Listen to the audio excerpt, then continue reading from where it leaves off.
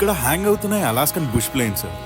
Tricycle landing గియర్లో aeroplane nose కింద ఒక వీల్, వెనకాల 2 వీళ్ళు ఉంటే, దీంట్లో మాత్రం ముందర 2 వీళ్ళు, వెనకాల తోక కింద ఒక వీల్ ఉంటుంది.